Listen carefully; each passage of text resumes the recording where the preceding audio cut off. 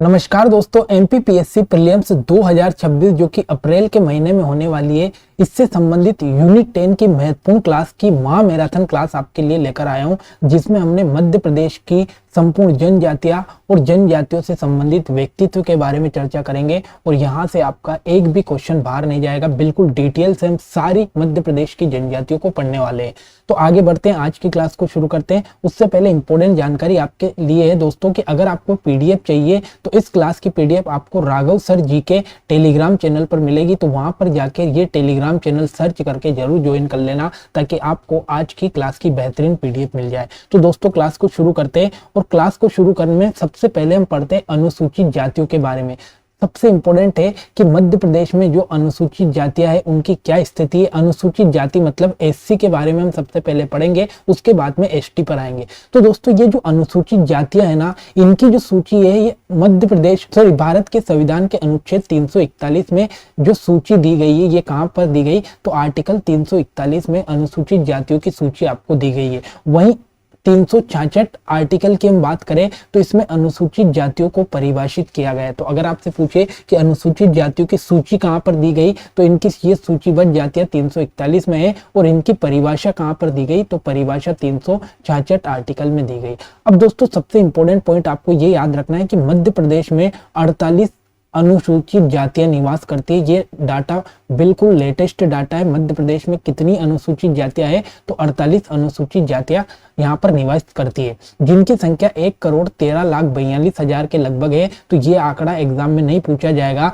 लेकिन परसेंटेज आपको जरूर याद रखना है दोस्तों। 15.60% पर आपका यहाँ पर अनुसूचित जातियां मतलब एससी जाति निवास करती है। ये इंपोर्टेंट आंकड़ा है, कई बार परीक्षा में पूछा गया। तो अनुसूचित जातियों का जो प्रतिशत है वो कितना है, 15.60%। ठीक है दोस्तों, मध्य प्रदेश में सर्वाधिक अनुसूचित जातियां, जिसमें सबसे पहले नंबर पर जाटव, मोची, सतनाम और चर्मकार, ये 4 इंपोर्टेंट जातियां सबसे ज्यादा संख्या में पाई जाती है। कौन कौन सी? जाटव, मोची, सतनाम और चर्मकार, ये मध्य प्रदेश में सर्वाधिक पाई जाने वाली अनुसूचित जातियां है। ठीक है, उसके बाद में सर्वाधिक अनुसूचित जाति जनसंख्या वाले जिले, बड़ा ही इंपोर्टेंट क्वेश्चन यहाँ से पूछा जाता है कि निम्नलिखित में से कौन से शहर में सबसे ज्यादा एससी की संख्या पाई जाती है, तो सबसे ज्यादा इंदौर में पाई जाती है दोस्तों एससी। उसके बाद में उज्जैन और उसके बाद में सागर का नंबर आता है। तो पहले नंबर पर तो आपको इंदौर याद रखना ही रखना है। इंदौर में सबसे ज्यादा एससी की जनसंख्या पाई जाती है। ठीक है,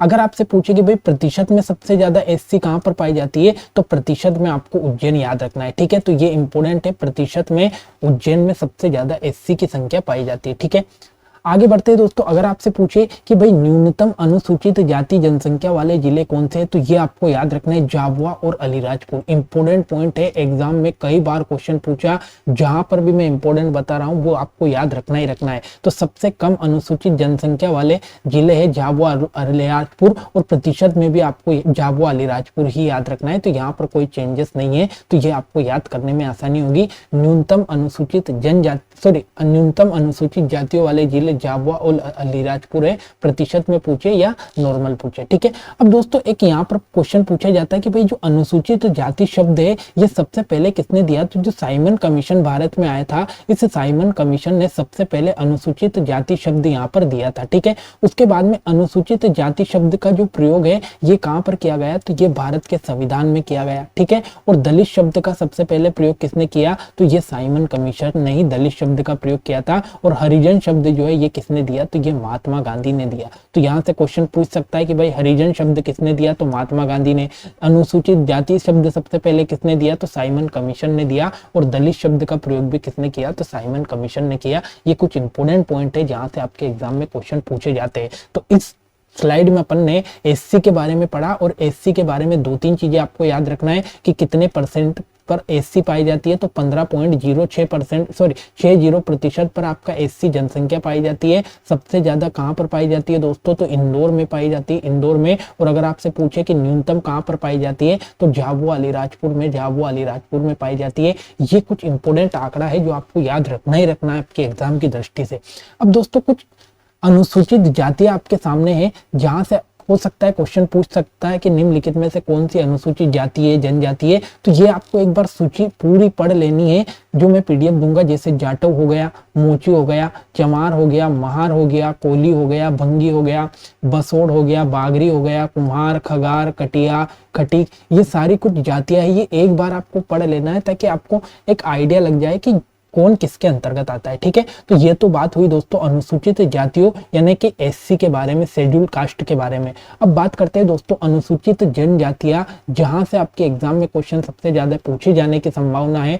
शेड्यूल ट्राइब्स से मोस्ट इंपोर्टेंट है अनुसूचित जातियां। ठीक है, अब दोस्तों ये जो अनुसूचित जाति यानी एसटी है, इसकी अगर आपसे पूछे कि भाई इसकी जो सूची ये हमको कहाँ पर देखने को मिलती है, तो आर्टिकल 342 के अंतर्गत इनकी सूची दी गई कि भाई कौन कौन सी अनुसूचित जनजातियां है। और इनकी जो परिभाषा है ये भी कहाँ पर दी गई, तो ये अनुच्छेद 366 में ही दी गई है। तो ये दोनों इंपोर्टेंट पॉइंट है। ठीक है, अब अगर आपसे पूछे कि भाई इनकी जनसंख्या कितनी है, तो 1,53,16 इनकी जनसंख्या है। लेकिन परसेंटेज आपको इंपोर्टेंट याद रखना है 21.10%। बड़ा ही इंपोर्टेंट पॉइंट है, कई बार परीक्षा में पूछा गया कि एसटी की कितने परसेंट जनसंख्या आपके मध्य प्रदेश में निवास करती है, तो 21.10% आपकी जनसंख्या यहाँ पर एसटी की है। और यहाँ पर कितनी जनजातियां टोटल, तो 43 जनजातियां यहाँ पर निवास करती है। इंपोर्टेंट पॉइंट आपकी एग्जाम की दृष्टि से कि मध्य प्रदेश में कितनी एसटी की संख्या है,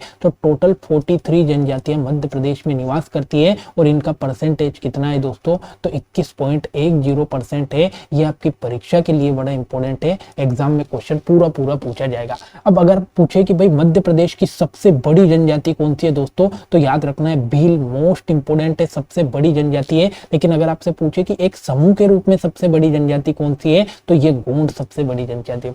यहाँ पर बड़ा इंपॉर्टेंट क्वेश्चन पूछेगा कि मध्य प्रदेश की सबसे बड़ी जनजाति कौन सी है, तो भील है। लेकिन समूह के रूप में रहने वाली सबसे बड़ी जनजाति कौन सी है, तो गोंड है। और दोस्तों ये जो गोंड है ना, ये गोंड जो है ये भारत की भी सबसे बड़ी जनजाति है। तो ये भी इंपॉर्टेंट याद रखना, गोंड भारत की सबसे बड़ी जनजाति है और मध्य प्रदेश की भील सबसे बड़ी जनजाति है। ये दोनों इंपॉर्टेंट पॉइंट आपके एग्जाम की दृष्टि से। हर पॉइंट को आपको थोड़ा टाइम लेके समझा रहा हूं ताकि आपको एक भी क्वेश्चन बाहर देखने को नहीं मिले और सारी चीजें आपकी क्लियर होती चले और रिवीजन भी साथ में होता चले। ठीक है, अब दोस्तों यहां से क्वेश्चन बड़ा इंपॉर्टेंट पूछेगा कि मध्य प्रदेश में सर्वाधिक अनुसूचित जनजाति जनसंख्या वाले जिले कौन से, तो सबसे ज्यादा एसटी की जो संख्या है दोस्तों ये आपका धार और बड़वानी में पाई जाती है, धार और बड़वानी में। लेकिन अगर आपसे पूछे कि भाई परसेंटेज के आधार पर सबसे ज्यादा कहां पर पाई जाती है, तो परसेंटेज में अलीराजपुर और झाबुआ बड़वानी 3 जिले इंपोर्टेंट है। और 3 याद नहीं रहे तो अलीराजपुर और झाबुआ तो आपको याद रखना है। देखो अलीराजपुर और झाबुआ में सबसे कम एससी की संख्या थी, लेकिन सबसे ज्यादा एसटी की संख्या कहां पर है परसेंटेज के हिसाब से, तो अलीराजपुर और झाबुआ में। और धार में सबसे ज्यादा एसटी की संख्या नॉर्मली आपको याद रखना है। फिर आपसे पूछे कि सबसे कम अनुसूचित जनजाति वाले जिले कौन से हैं, तो भिंड और दतिया आपको याद रखना है। भिंड, दतिया, मुरैना तीनों जिलों आपको याद रखना है। और परसेंटेज में भी सेम आपको याद रखना है, भिंड, मुरैना और दतिया। तो भिंड पहले नंबर पर है, तो पहले नंबर वाला तो इंपोर्टेंट है ये भिंड और दतिया, मुरैना, ये 3 जिले ऊपर वाले हैं जो उत्तरी जिले हैं, ये आपको याद रखना ही रखना है। यहाँ से क्वेश्चन पूछेगा। तो देखो कितनी इंपोर्टेंट चीज अपन ने एसटी के बारे में पढ़ी है। अगर आपसे पूछे कि भाई परसेंटेज में कितना है, तो 21.10 परसेंटेज आपकी एसटी की संख्या पाई जाती है। अगर आपसे पूछे कि सबसे ज्यादा कहां पर पाई जाती है, तो आपको धार याद रखना है। और धार के बाद में फिर अलीराजपुर और आपका झाबुआ भी याद रखना है। अलीराजपुर और झाबुआ भी आपको याद रखना है। सबसे कम आपको याद रखना है दोस्तों कहां पर पाई जाती है, तो भिंड में पाई जाती है। सबसे कम कहां पर पाई जाती है, भिंड में। तो ये इंपोर्टेंट पॉइंट आपको याद रखना है। ठीक है, अब देखो अगर आपसे पूछे कि ये जो एसटी है इनको आदिवासी शब्द सबसे पहले किसने दिया, तो ये ठक्कर बाबा के द्वारा दिया गया। इंपोर्टेंट पॉइंट है, ठक्कर बाबा ने इन्हें क्या बोला, तो इन्हें आदिवासी बोला। ठीक है, अनुसूचित जाति शब्द का प्रयोग किसने किया, अनुसूचित जनजाति शब्द का प्रयोग किसने किया, तो ये साइमन कमीशन ने किया। साइमन कमीशन ने इन्हें अनुसूचित जनजाति शब्द बोला। ठीक है, पिछड़े हिंदू शब्द का प्रयोग किसने किया इनके लिए, तो जीएस धुरिया साहब ने। इंपोर्टेंट पॉइंट है, सारी चीजें क्लियर कर रहा हूँ। जीएस धुरिया साहब जो है इन्होंने इनको क्या कहा, तो पिछड़े हिंदू कहा। अगर आपसे पूछे कि विलीन मानव किसने कहा, तो जो दास साहब है, ये दास साहब ने इन्हें विलीन मानव कहा। और अनुसूचित जनजाति शब्द का जो प्रयोग है ये संविधान में किया गया। तो ये इंपोर्टेंट पॉइंट है सारे आपके एग्जाम की दृष्टि से कि आदिवासी शब्द का प्रयोग किसने किया, तो ठक्कर बाबा ने किया। अनुसूचित जनजाति शब्द का प्रयोग साइमन कमीशन ने, इन्हें पिछड़ा हिंदू धुरिये साहब ने कहा, विलीन मानव दास साहब ने कहा, और इसका प्रयोग कहां पर किया गया, तो भारत के संविधान में किया गया। ये सारे के सारे पॉइंट आपके एग्जाम की दृष्टि से इंपॉर्टेंट है मेरे दोस्त। अब दोस्तों सारी चीजें क्लियर हो गई। अब आपके सामने एक मैप दिखाई दे रहा हूं जिसमें सारी जनजाति आपको दिखाई देगी, कौन सी जनजाति किस जिले में किस क्षेत्र में निवास करती है। तो ये तो मैं आपको जैसे जैसे जनजाति पढ़ाऊंगा वैसे वैसे सब चीजें याद करवा दूंगा। तो सबसे पहले हम जनजाति पर चलते हैं, और उससे पहले एक और इम्पोर्टेंट चीज आपको याद रखना है दोस्तों कि मध्य प्रदेश में 3 ऐसी जनजातियां हैं, एक तो सेरिया, बेगा और भारिया। कितनी जनजातियों के नाम आपको याद रखना है, 3 जनजातियां। कौन कौन सी, एक तो सहरिया, एक बेगा और एक भारिया। ये 3 जनजातियों को दोस्तों जो केंद्र सरकार है ना, इन केंद्र सरकार ने विशेष पिछड़ी जनजातियों की संज्ञा दी है। मतलब अगर आपसे क्वेश्चन पूछेगा एग्जाम में कि निम्नलिखित में से कौन सी विशेष पिछड़ी जनजाति है, तो ये 3 जनजातियां है, एक तो सहरिया जनजाति है, एक बेगा और एक आपका भारिया। ये 3 जनजाति मध्य प्रदेश की सबसे पिछड़ी जनजाति है दोस्तों, क्योंकि यहाँ पर क्या होता है कि इनका जो कृषि का स्तर है ये भी निम्न है, ये जो साक्षर है बिल्कुल साक्षर नहीं है, उसके बाद में दूरस्थ और पिछड़े जिले में रहते हैं और इनकी लगातार जनसंख्या घट रही है। तो इस आधार पर जो केंद्र सरकार है ना, ये केंद्र सरकार ने इन्हें पिछड़ी जनजातियों में शामिल किया गया। तो इंपोर्टेंट पॉइंट आपके एग्जाम की दृष्टि से, और कभी स्टेटमेंट बेस्ड क्वेश्चन आए तो ये 4 पॉइंट भी पढ़ लेना कि कृषि निम्न स्तर पर है, न्यूनतम साक्षरता है, दूरस्थ पिछड़े जिले में रहते हैं और घटती जनसंख्या है लगातार, इसलिए इनको सहरिया, बेगा, भारिया को विशेष पिछड़ी जनजातियों की संख्या केंद्र सरकार ने दी है। ठीक है, अब दोस्तों सबसे पहली और सबसे इंपॉर्टेंट जनजाति के बारे में हम बात कर रहे हैं, भील जनजाति, जो कि मध्य प्रदेश की सबसे बड़ी जनजाति है। यहाँ पर लिखा है कि भील जनजाति मध्य प्रदेश की सबसे बड़ी जनजाति है और सबसे इंपॉर्टेंट जनजाति है जहां से क्वेश्चन एग्जाम में पूछे जाते हैं। अब दोस्तों मैंने आपको बताया था कि मध्य प्रदेश में सबसे ज्यादा जनजातियां पाई जाती है झाबुआ और अलीराजपुर में। तो ये जो आपको दिखाई दे रहा है ना क्षेत्र, यहाँ पर आपको दिखाई दे रहा है, इस पूरे क्षेत्र को अगर आप देखकर चलोगे मैप में तो इसमें रतलाम, झाबुआ, अलीराजपुर, धार, बड़वानी, खरगोन, खंडवा, बुरहानपुर, इस जिले में आपका भील जनजाति पाई जाती है। तो एक बार आपके माइंड में अगर ये मैप दिखाई दे रहा है ना, तो मैप आपको माइंड में रखना है कि भील जनजाति वाला क्षेत्र कौन सा है। तो इधर जो पश्चिम वाला क्षेत्र है झाबुआ, अलीराजपुर, रतलाम, धार, बड़वानी, ये क्षेत्र आपको दिखाई देगा। अलीराजपुर, झाबुआ, खंडवा, खरगोन, रतलाम, धार, यहाँ पर कौन सी जनजाति पाई जाती है, तो यहाँ पर आपकी भील जनजाति पाई जाती है। इस क्षेत्र को और इस मैप को आप एक बार याद रखना है। क्यों? क्योंकि क्वेश्चन एग्जाम में पूछा जाता है कि निम्नलिखित में से किस जिले में भील जनजाति पाई जाती है। तो अगर ये मैप का क्षेत्र आपको दिखाई देगा और याद रहेगा तो आप यहाँ से इजीली कर पाओगे। ठीक है, उसके बाद में दोस्तों ये जो भील जनजाति है ना, इस भील जनजाति का जो भील शब्द है, इसकी उत्पत्ति संस्कृत के भील शब्द से हुई है। इंपोर्टेंट है, संस्कृत का भील शब्द जो है इससे भील जनजाति की उत्पत्ति हुई है। और इस भील शब्द का अर्थ क्या है दोस्तों? तीर। ठीक है, मोस्ट इंपोर्टेंट है, ये भील शब्द का अर्थ क्या है, तो इसको आपको याद रखना है, तीर। अब दोस्तों एक तमिल का शब्द है जिसको बोला जाता है विल्लुअर, और ये विल्लुअर शब्द का अर्थ होता है कमान। ठीक है, तो यहाँ से आपको 2 चीजें क्लियर हो रही है कि संस्कृत के भील शब्द का अर्थ है तीर और विल्लुअर शब्द का अर्थ है कमान। मतलब ऐसी जनजाति जो अपने साथ तीर कमान रखती थी, उस जनजाति को भील जनजाति कहा जाता है। और कई बार एग्जाम में क्वेश्चन पूछा गया है कि कौन सी जनजाति है जो अपने साथ तीर कमान रखती है, तो ये भील जनजाति है जो अपने साथ तीर कमान रखती है। ठीक है दोस्तों, ये जो भील लोग होते हैं ना, ये अपने मकान को क्या कहते हैं, तो कू कहते हैं। मोस्ट इंपोर्टेंट है, मकान को क्या कहते हैं, कू कहते हैं। और जहां पर ये निवास करते उस स्थल को फालिया कहते हैं। तो ये दोनों ही बड़े इंपोर्टेंट है कि भाई भील जो है ये अपने मकान को क्या कहते हैं, तो मकान को कू कहते हैं और निवास स्थल को फालिया कहते हैं। ये इंपोर्टेंट है। और ऐसी जनजाति जो तीर कमान रखती है उसे भील जनजाति कहते हैं। और यही भील जनजाति मध्य प्रदेश की सबसे बड़ी जनजाति है। ये सारे पॉइंट आपको इंपोर्टेंट याद रखने हैं। ठीक है, आशा करता हूं क्लियर हुई होगी ये स्लाइड। अगली स्लाइड पर चलते हैं दोस्तों। जो भील है ना, इनके जो महत्वपूर्ण और शक्तिशाली देवता है ये कौन से है, राजपंथा है। तो भील के महत्वपूर्ण शक्तिशाली देवता राजपंथा है। भील का महत्वपूर्ण वृक्ष कौन सा है, तो ये ताड़ी का वृक्ष है जो आपके सामने दिखाई दे रहा है। ताड़ी का वृक्ष भील का सबसे महत्वपूर्ण वृक्ष माना जाता है। अब अगर आपसे पूछे कि भाई भील का आस्था वाला पशु कौन सा है, तो घोड़ा है। भील का आस्था वाला पशु कौन सा है, तो घोड़ा है। और भील का जो उपासना वाला पशु ये कौन सा है, तो नाग है। बड़ा इंपोर्टेंट पॉइंट आपको याद रखना है कि भील की जो आस्था है ये किस पशु में है, ये तो घोड़ा में है। और अगर आपसे पूछे कि उपासना किस पशु की करते हैं तो ये नाग की करते हैं। और इनके जो देवता है ना ये कौन है, तो ये राजपंता है। अब दोस्तों ये इनका प्रमुख खाद्य पदार्थ अगर आपसे पूछे तो ये मक्का की रबड़ी बनाते हैं, मक्का की रबड़ी ये खाते हैं, ठीक है।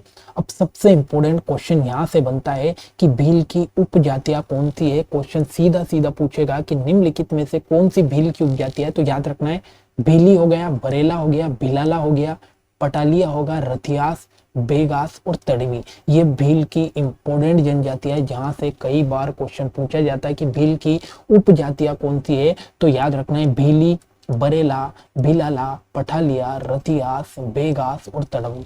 जब आप इनका 4-5 बार रिवाइज करोगे तो चीजें अपने आप आपको याद हो जाएगी, जिनको याद रखने की जरूरत नहीं है, बस रिवीजन ज्यादा से ज्यादा करना। अब दोस्तों ये जो तड़वी है ना, ये तड़वी भील ऐसे भील होते हैं जिन्होंने क्या किया होता है, तो इस्लाम ग्रहण कर लिया होता है। ऐसे भील जिन्होंने इस्लाम ग्रहण कर लिया है उन्हें क्या कहा जाता है, तो उन्हें तड़वी भील कहा गया है। इंपॉर्टेंट पॉइंट आपको याद रखना है, तड़वी भील किसे कहते हैं, जिन्होंने इस्लाम धर्म ग्रहण कर लिया उनको तड़वी भील कहा गया। और ये भीलों की उपजाति आपको इंपॉर्टेंट याद रखनी है, ठीक है। आगे बढ़ते हैं दोस्तों। अब दोस्तों इनमें कुछ विवाह के स्वरूप होते हैं, जिसमें एक तो मंगनी, नातरा और घर जमाई विवाह के कुछ स्वरूप होते हैं। अब दोस्तों ये जो जीवन साथी चुनते हैं ना, इनका कुछ तरीका होता है। जैसे एक तो परीक्षा विवाह जिसे गोल गधेड़ो विवाह कहते हैं, और एक आपका भगोरिया विवाह होता है। भगोरिया विवाह जो कि आपका झाबुआ अलीराजपुर में भगोरिया का मेला लगता है, वहीं पर ये भगोरिया विवाह होता है। तो अगर आपसे पूछे कि भाई भीलों में विवाह के कौन कौन से प्रकार है, या जीवन साथी चुनने का प्रकार कौन सा है, तो गोल गधेड़ो को परीक्षा विवाह कहा जाता है, और एक होता है आपका भगोरिया विवाह। इंपोर्टेंट आपको याद रखना है, ठीक है। दोस्तों ये जो भील होते हैं ना, इनमें समगोत्र विवाह नहीं होता, ये बड़ा इंपॉर्टेंट पॉइंट है। समगोत्र मतलब ऐसे भील जिनके गोत्र समान होते हैं, तो जिनके गोत्र समान होते हैं ना उनमें समगोत्री विवाह नहीं होता है। ये इंपॉर्टेंट चीज आपको याद रखना है, भीलों में समगोत्र विवाह नहीं होता है। दोस्तों जो भील जनजाति है ना, संसार की सबसे रंग प्रिय और गुदना गुदाने वाली जनजाति है। अगर आपसे क्वेश्चन पूछे कि संसार की सबसे ज्यादा रंग प्रिय और गुदना गुदाने वाली जनजाति कौन सी है, तो ये भील जनजाति आपको याद रखना है। कई बार परीक्षा में क्वेश्चन यहाँ से पूछे गए, ठीक है। आगे बढ़ते।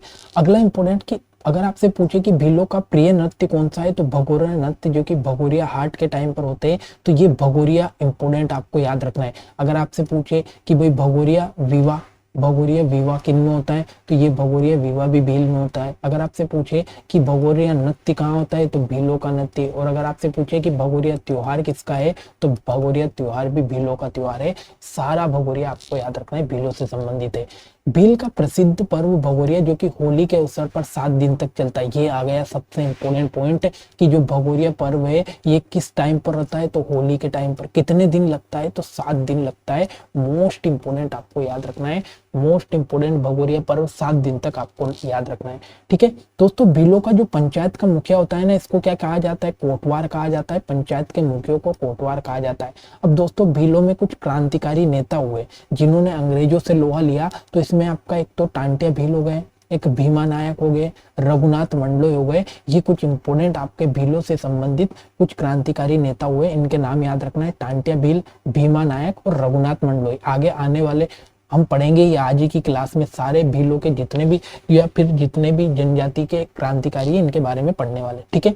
भिलाला अपने आप को महाराणा प्रताप का वंशज मानते। अब देखो मैंने आपको ये बताया था दोस्तों कि जो भील जनजाति है, इस भील जनजाति की एक उपजाति है जिनका नाम है भिलाला।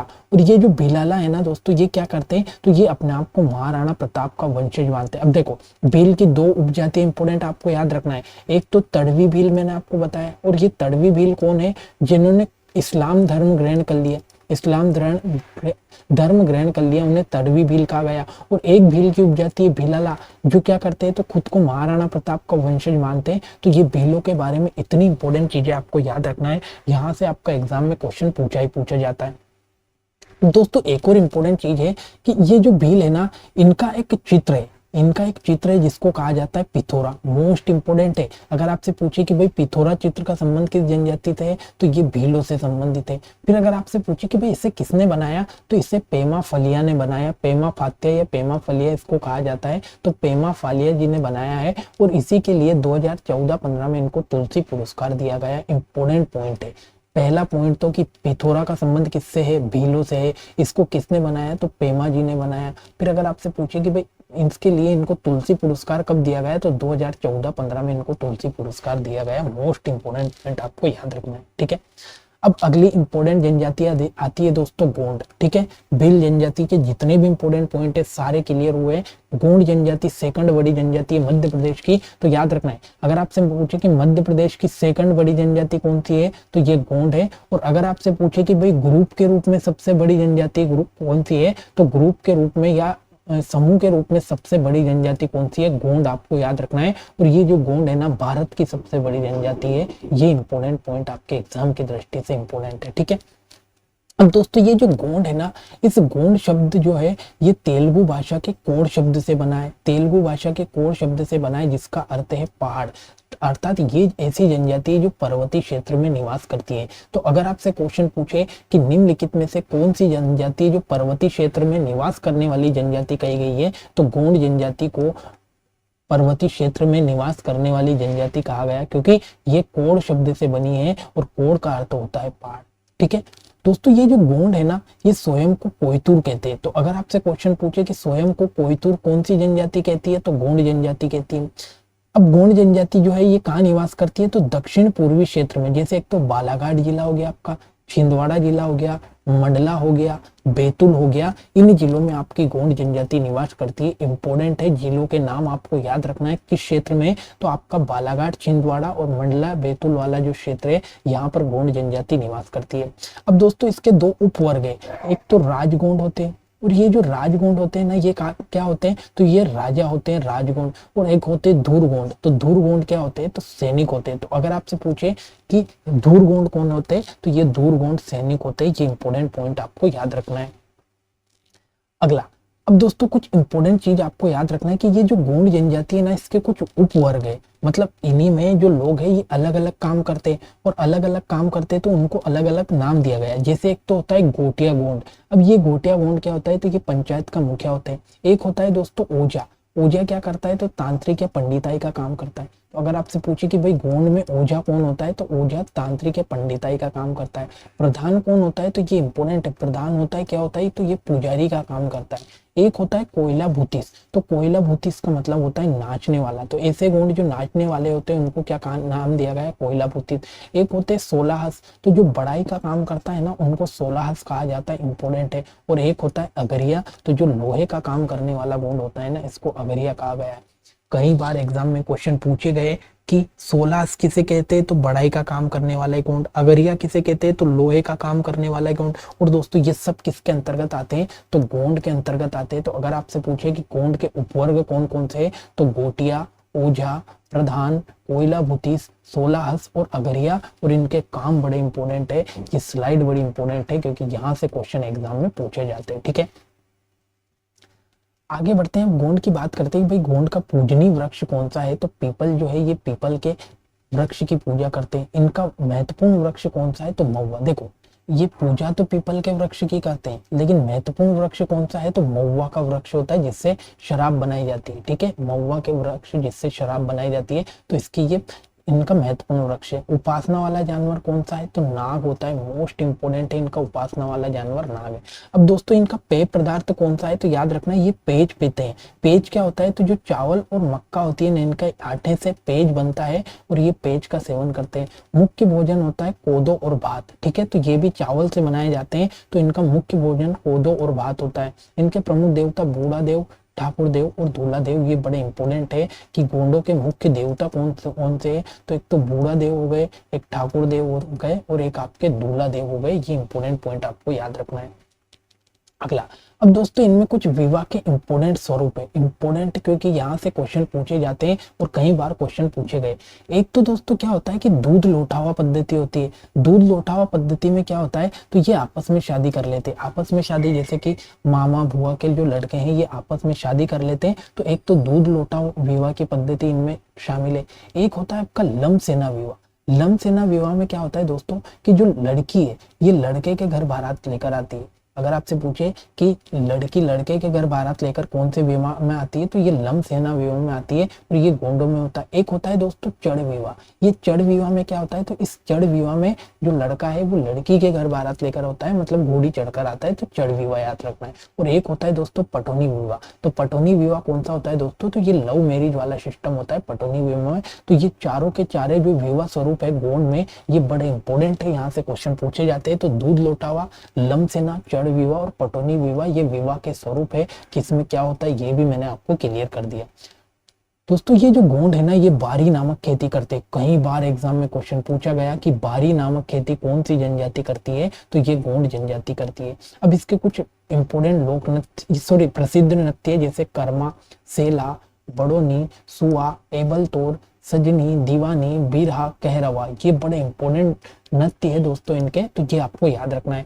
अब गोंडों के 7 पर्व है जो बड़े इंपॉर्टेंट है, जैसे एक तो बिंद्री, बकपंती, हरदिली, नवाखनी, जौरा, मड़ई और छेरता। ये गोंड के 7 इंपोर्टेंट पर्व है जहां से एग्जाम में क्वेश्चन बनते हैं और आपको याद रखना है। दोस्तों मड़ई गोंड का प्रसिद्ध मेला है जो कि जनवरी और अप्रैल में मंडला में लगता है। मोस्ट इंपोर्टेंट, देखो जो जो इंपोर्टेंट चीजें मैंने अलग से आपके लिए लिखी है। जैसे अगर आपसे पूछे कि मड़ई त्योहार किसका है, तो ये गोंड का है। कब लगता है, जनवरी अप्रैल के बीच में लगता है। और कहाँ पर लगता है, तो मंडला में लगता है। अब आप सोच रहे होंगे कि प्रसिद्ध नृत्य कैसे याद करें, इनके पर्व कैसे याद करें, तो इनको बस रिवीजन करना पड़ेगा। 2-4 बार रिवीजन करोगे चीजें आपके जीवन पे आ जाएगी अपने आप, ठीक है। तो ये चीजें आपको याद रखनी पड़ेगी, सोचनी पड़ेगी, 2-3 बार रिवीजन करना पड़ेगा। अगली इंपोर्टेंट जनजाति आती है दोस्तों बेगा जनजाति।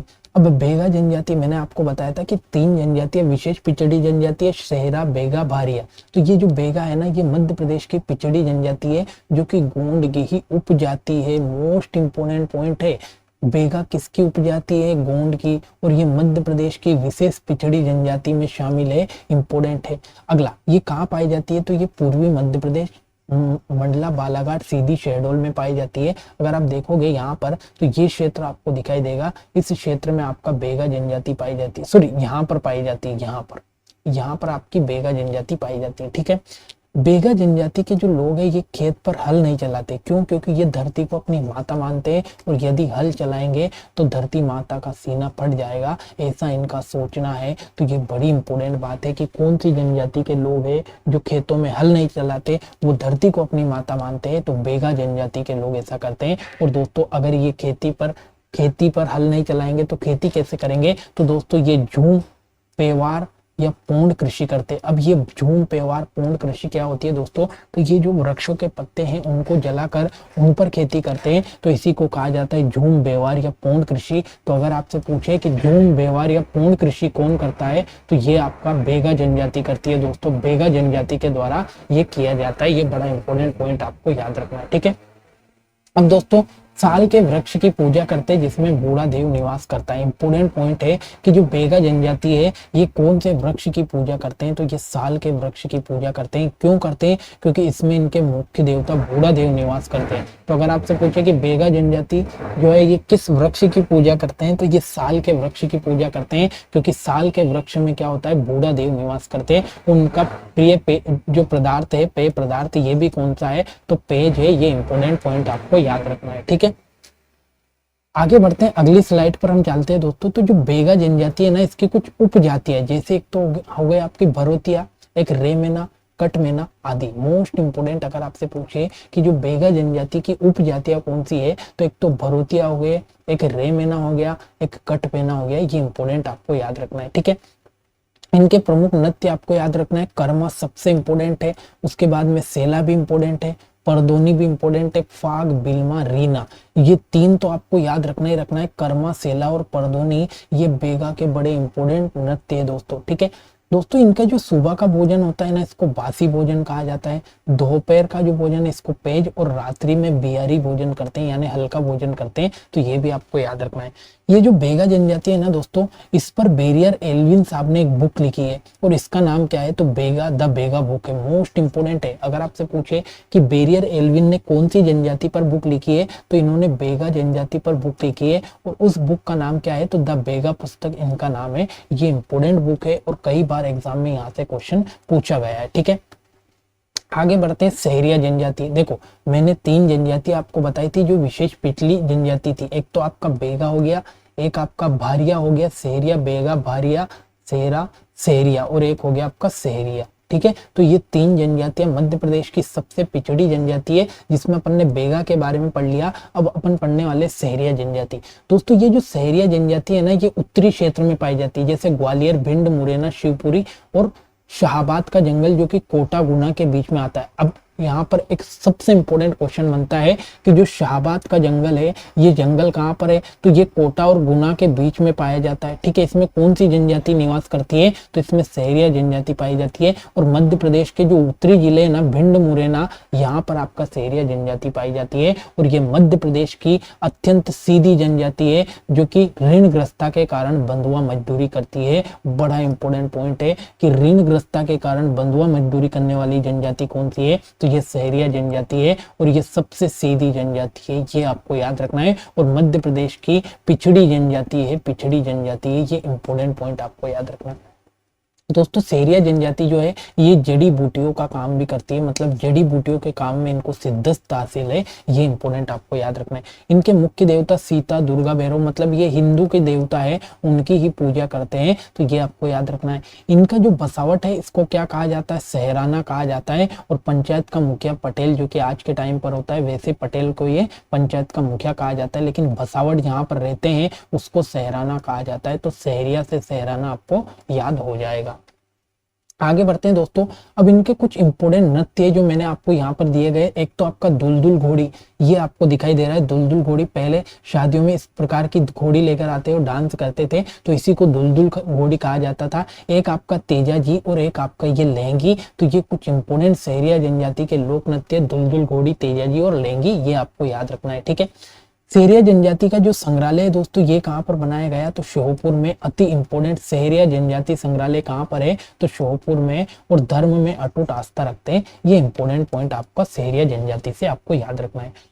ठीक है, अब आती है दोस्तों भारिया जनजाति।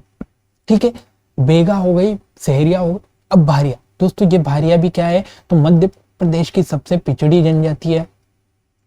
ठीक है दोस्तों, जो भारिया जनजाति है ये विशेष पिछड़ी जनजाति में है। इसे 1981 की जो जनगणना हुई थी, इसमें जंगलियों का भी जंगली कहा गया। अति इंपॉर्टेंट पॉइंट आपको याद रखना है दोस्तों कि जो सहरिया जनजाति है ना, इसको 1981 की जो जनगणना है उसमें जंगलियों का जंगली कहा गया। तो क्वेश्चन पूछेगा कि जंगलियों का जंगली किस जनजाति को कहा जाता है? तो ये भारिया जनजाति को कहा जाता है, भारिया। और जो भारिया जनजाति है ना दोस्तों, ये कहाँ पर पाई जाती है? तो जो छिंदवाड़ा है ना, इस छिंदवाड़ा में एक जंगल आता है जिसका नाम है पातालकोट का जंगल, पातालकोट का जंगल। और दोस्तों ये जो पातालकोट का जंगल है ना, यहाँ पर आपको फोटो दिखाई दे रहा है। इस पातालकोट के जंगल के बीच में ये जो बड़ी बड़ी दरारें आपको दिखाई दे रही ना, इस जगह पर आपका ये भारिया जनजाति पाई जाती है। ये बड़ा इंपॉर्टेंट है।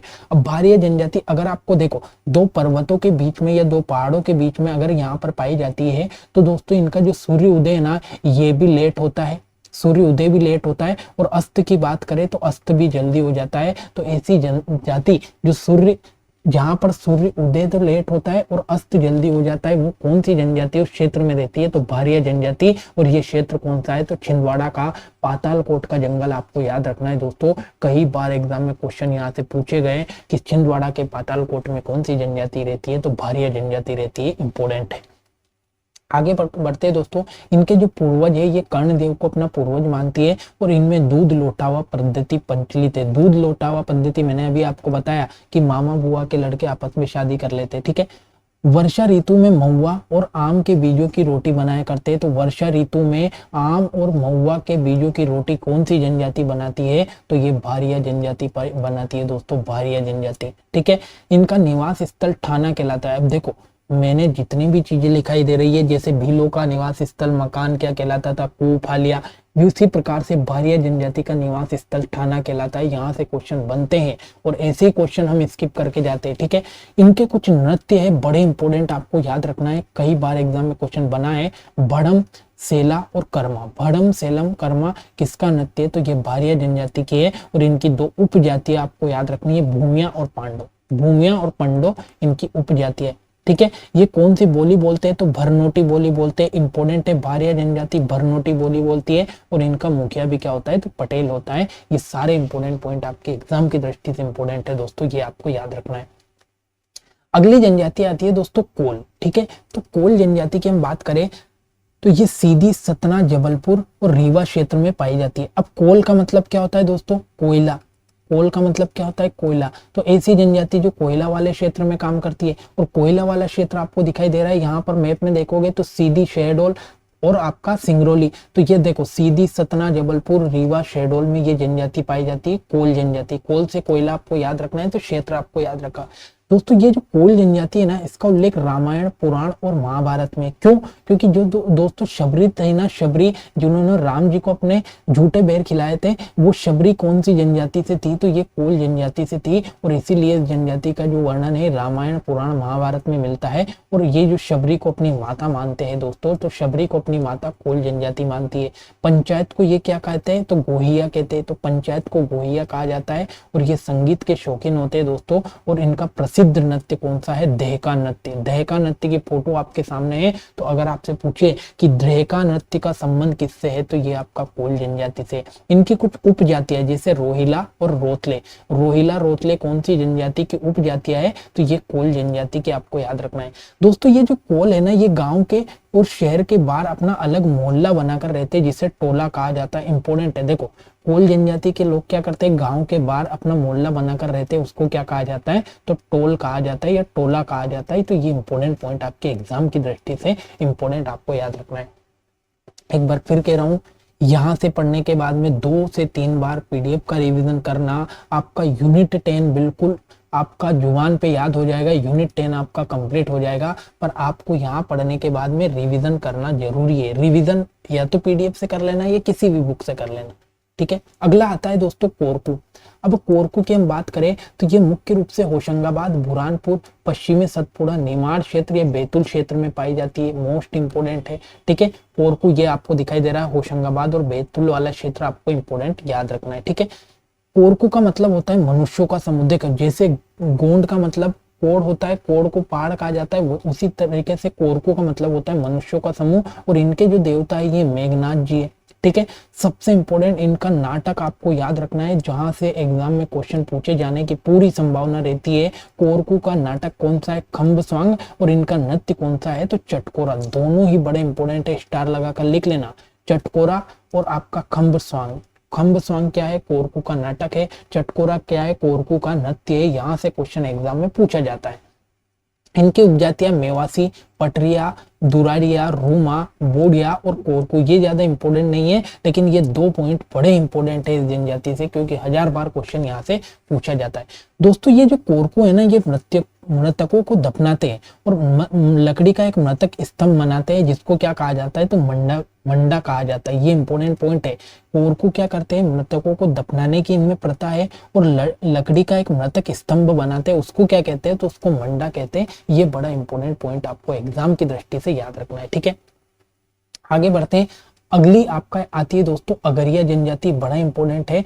अगरिया जनजाति दोस्तों जो है ये क्या काम करती है, तो लोहे को गलाकर उसके औजार बनाती है। तो लोहे को गलाकर उसका आकार बदल देती है, वो कौन सी जनजाति है, तो वो अगरिया जनजाति। आपको याद रखना है दोस्तों, अगरिया जनजाति लोहे का काम करने वाली जनजाति है। और ये कई बार एग्जाम में क्वेश्चन पूछा गया कि कौन सी जनजाति लोहे का काम करती है, तो अगरिया जनजाति करती है। कौन कहाँ रहती है, तो डिंडोरी, सीधी, बालाघाट, मंडला, शहडोल और उमरिया जिले में पाई जाती है। इनके देवता कहाँ है, तो लोहासर। अब देखो आपने देखा होगा कि जितने भी लोग लोहे का काम करते हैं उनकी एक भट्टी होती है, उस भट्टी में वो क्या करते हैं, तो लोहे के औजार को रखते हैं, गर्म होते हैं वो औजार, उनको बाहर निकाल कर क्या करते हैं, पीटते हैं और उनका आकार बदलते हैं। तो दोस्तों ये जो अगरिया जनजाति है ना, इनके देवता होते हैं लोहासर। और ये जो अगरिया जनजाति क्या मानती है कि जो हमारे लोहासर देवता है ये कहाँ पर काम रहते हैं, तो जो इनकी भट्टी होती है ना, गर्म भट्टी, उसमें निवास करते हैं लोहासुर देवता। तो इनके मुख्य देवता लोहासुर होते हैं, जो धधकती हुई भट्टी में निवास करते हैं और ये लोहे का काम करती है। दोस्तों ये जो देवता होते हैं ना, इनको काली मुर्गी की भेंट चढ़ाते हैं। तो कौन सी जनजाति अपने देवता को काली मुर्गी की भेंट चढ़ाते हैं, तो अगरिया जनजाति। इनका प्रिय भोजन कौन सा है, तो ये सुअर का मांस खाते हैं, इंपॉर्टेंट है। और लोग ये लोग उड़द की दाल को शुभ संकेत मानते हैं। देखो कितनी बड़ी बात है, उड़द की दाल को शुभ संकेत मानते हैं, सुअर का मांस खाते हैं और इनके देवता को काली मुर्गी की भेंट चढ़ाते हैं। ये अगरिया जनजाति के बारे में याद करना, और ये लोहे का काम करते हैं। ये इतनी इंपॉर्टेंट चीज आपको अगरिया जनजाति से याद रखनी है। अगली आती है दोस्तों पारधी जनजाति। पारधी जनजाति अगर आपसे पूछे तो एक तो भोपाल, रायसेन, सीहोर और गुना वाला जो क्षेत्र है ना, यहाँ पर पारधी जनजाति पाई जाती है और ये बंदर का शिकार कर उनका मांस खाते हैं। तो अगर आपसे पूछे कि बंदर का शिकार करने वाली जनजाति कौन सी है, तो पारधी जनजाति है और भोपाल के आसपास वाले क्षेत्र में ये पाई जाती है। ये इंपॉर्टेंट पॉइंट आपको याद रखना है। अगली आती है दोस्तों पणिका। ये पणिका जनजाति का क्षेत्र इंपोर्टेंट है, सीधी और शहडोल में पाई जाती है। सीधी और शहडोल क्षेत्र में पणिका जनजाति पाई जाती है। और दोस्तों ये कबीरपंथी होते हैं, बड़ा इंपॉर्टेंट याद रखना है कि पणिका जनजाति कबीरपंथी होते हैं, इसलिए इनको कबीरा कहा जाता है। कबीरा कहा जाता है तो कौन सी जनजाति को कबीरा कहा जाता है, तो पणिका को। और ये लोग मांस मछली का सेवन नहीं करते, क्यों? क्योंकि ये कबीरदास जी के भक्त है, तो मांस मछली का सेवन नहीं करेंगे। लेकिन ये क्या करते हैं दोस्तों, तो ये बुनकर जाती है जिसने सबसे पहले कपड़ा बनाया था वो पणिका जनजाति है। इंपॉर्टेंट है, तो सबसे पहले कपड़ा बनाने वाली बुनकर जनजाति कौन सी है, तो ये पणिका जनजाति है। बड़ा इंपॉर्टेंट है दोस्तों। ये एक हलवा जनजाति, छोटी सी जनजाति क्षेत्र है और ये कहाँ पर पाया जाता है, तो ये बालाघाट में पाया जाता है। एक बार एग्जाम में क्वेश्चन पूछा गया था कि हलवा जनजाति कहाँ पर पाई जाती है, तो बालाघाट में पाई जाती है, इसलिए मैंने आपके सामने यहाँ पर क्लियर कर दिया। ठीक है, उसके बाद में एक और जनजाति आती है दोस्तों खेरवार। अब ये खेरवार कहाँ पाई जाती है दोस्तों, उमरिया, अनूपपुर, शहडोल और सीधी में। लेकिन ये इनका काम बड़ा इंपॉर्टेंट है। ऐसी जनजाति जो खेर के वृक्ष से कत्था निकालने का काम करती है उसे खेरवार जनजाति कहा जाता है। देखो इनका क्षेत्र पूछना बड़ा कठिन है, क्योंकि देखो बड़ी बड़ी जनजातियों का क्षेत्र पूछा जाता है, लेकिन जो छोटी छोटी जनजाति जिसका कुछ इंपॉर्टेंट काम है वो आपको याद रखना है। जैसे खेर के वृक्ष से जो कत्था निकालने का काम है कौन सी जनजाति करेगी, तो खेरवार जनजाति करेगी। तो ये इंपॉर्टेंट पॉइंट है। ठीक है, एक जनजाति आती है सोर, तो ये सागर, दमोह, इसका क्षेत्र इंपॉर्टेंट याद रखना है, क्योंकि मैंने लिखा है तो इंपॉर्टेंट होगा। उसके बाद में मांडिया जनजाति। ये मांडिया जनजाति जबलपुर, मंडला, शहडोल, पन्ना, छिंदवाड़ा जैसे क्षेत्र में पाई जाती है मांडिया जनजाति। तो नाम भी याद रखना है कि मांडिया एक जनजाति है, सोर एक जनजाति है मध्य प्रदेश की, और ये कहाँ पर पाई जाती है। ठीक है, तो दोस्तों ये तो आपकी जनजाति कंप्लीट हुई, जनजातियां कंप्लीट हुई। अब जनजातियों से संबंधित जितने भी महत्वपूर्ण व्यक्ति है, ये व्यक्तियों के बारे में आपको पढ़ना है, क्योंकि आपके सिलेबस में दिया गया है महत्वपूर्ण जनजातियां और प्रमुख व्यक्तित्व। सबसे पहला व्यक्तित्व, सबसे इंपॉर्टेंट व्यक्तित्व आपके सामने आता है, जिनका नाम है भीमा नायक। भीमा नायक दोस्तों, ये जो भीमा नायक है ना, ये स्वतंत्रता के महत्वपूर्ण आंदोलनकारी है, जिन नायकों का नाम लिया जाता है उसमें भीमा नायक का विशिष्ट स्थान है। और भीमा नायक का जन्म मध्य प्रदेश के बड़वानी जिले के पंचमोली गांव में 1840 में हुआ था। सबसे इंपॉर्टेंट पॉइंट, दूसरा पॉइंट इंपॉर्टेंट आपको याद रखना है कि इनका जन्म कहाँ पर हुआ था, बड़वानी जिले का एक गांव है जिसका नाम है पंचमोली गांव, और कब हुआ था, तो 1840 में। सबसे इंपॉर्टेंट क्वेश्चन यहाँ से बनेगा। ठीक है, उसके बाद में दोस्तों जो 1857 का प्रथम स्वतंत्रता संग्राम हुआ था, इसमें मालवा और निमाड़ क्षेत्र से ये अंग्रेजों के विरुद्ध लड़े थे। मालवा और निमाड़ क्षेत्र में ये लड़े थे। ठीक है, उसके बाद में इन्होंने कई बार सरकारी खजानों को लूटा है। ये इंपॉर्टेंट पॉइंट आपको याद रखना है। ठीक है, उसके बाद में ज्यादा इंपॉर्टेंट चीज नहीं है, और इनको आजीवन कारावास की सजा देकर इनको कहां पर भेज दिया था, तो अंडमान जेल में भेज दिया था। ये इंपॉर्टेंट चीज याद रखना है दोस्तों। ये क्या हुआ था कि जो भीमा नायक है ना, ये भीमा नायक जब आंदोलन कर रहे थे तो इनके एक रिश्तेदार ने इनके साथ क्या कर लिया था, विश्वासघात कर लिया था। और जब इनके विश्वासघात कर लिया था तो जो अंग्रेज है, ये अंग्रेजों ने इनको पकड़ लिया था। और अंग्रेजों ने जब इनको पकड़ लिया तो इनके विरुद्ध देशद्रोह का मुकदमा चलाया, और देशद्रोह का मुकदमा चलाने के बाद में इनको आजीवन कारावास की सजा देकर अंडमान जेल में भेज दिया गया था। तो देखो अगर आपसे पूछे कि इनका जन्म कहाँ पर हुआ था, तो बड़वानी जिले के पंचमोली गांव में 1840 में हुआ था। ठीक है, दूसरा इनको कौन सी जेल में भेजा था, तो इनको अंडमान जेल में भेजा था। मोस्ट इंपोर्टेंट आपको याद रखना है। और 1857 के क्रांतिकारी विद्रोह में निमाड़ और मालवा के क्षेत्र से ये अंग्रेजों के विरुद्ध लड़े थे। ये इंपोर्टेंट पॉइंट है। अगले आते हैं दोस्तों जनगढ़ सिंह शाह। मोस्ट इंपोर्टेंट है, जनगढ़ सिंह शाम, ये आपको याद रखना है दोस्तों। ये क्या थे, तो ये एक भारतीय कलाकार थे, सबसे पहली चीज तो आपको याद रखना है। और दोस्तों जो जनगढ़ सिंह शाम है ना, इनको भारतीय कला के एक नए स्कूल के निर्माता होने का श्रेय दिया जाता है। इनको जनगढ़ कलाम भी कहा जाता है, बड़ा इंपॉर्टेंट पॉइंट आपको याद रखना है। तो जनगढ़ सिंह शाम को जनगढ़ कलाम भी कहा जाता है। इनका जन्म कहाँ हुआ था, तो इनका जन्म जो है ये दोस्तों डिंडोरी के पाटनगढ़ गांव में हुआ था। ये इंपॉर्टेंट पॉइंट आपको याद रखना है। जनगढ़ सिंह शाम का जन्म डिंडोरी जिले के पाटनगढ़ गांव में हुआ था और ये गोंड परिवार से थे, गोंड परिवार से थे। बड़ा इंपॉर्टेंट चीज आपको याद रखना है दोस्तों। इन्होंने 16 वर्ष की आयु में नानकुसिया बाई से विवाह किया और वे बाद में इनका साथी कलाकार बन गई थी। मतलब इनका जो विवाह हुआ था ना, वो नानकुसिया बाई से हुआ था और वो भी एक कलाकार थी, ठीक है। चित्रों में प्राथमिक विषय गोंड देवता थे, जैसे ठाकुर देव, बूढ़ा देव। कल देखो इनका जन्म गोंड परिवार में हुआ था, तो इनके जो चित्र बने थे उनमें भी ये ज्यादातर ठाकुर देव, बूढ़ा देव जो कि गोंड के देवता थे, उनको यहाँ पर ज्यादा लगाते थे, ठीक है। जनगढ़ ने जानवरों के कटआउट शैली में चित्रों को भी चित्रित किया, तो जानवरों को भी चित्रित किया, ये इंपॉर्टेंट पॉइंट है। लेकिन इंपॉर्टेंट चीज ये याद रखना है कि जनगढ़ सिंह शाम जो है, इनका जन्म जो है ये किस परिवार में हुआ, तो ये गोंड परिवार में हुआ। और दूसरी कहाँ पर, तो डिंडोरी के पाटनगढ़ गांव में हुआ। ये चीज आपको याद रखना है। इनका विवाह हुआ था कौन सी, नानकुसिया बाई से।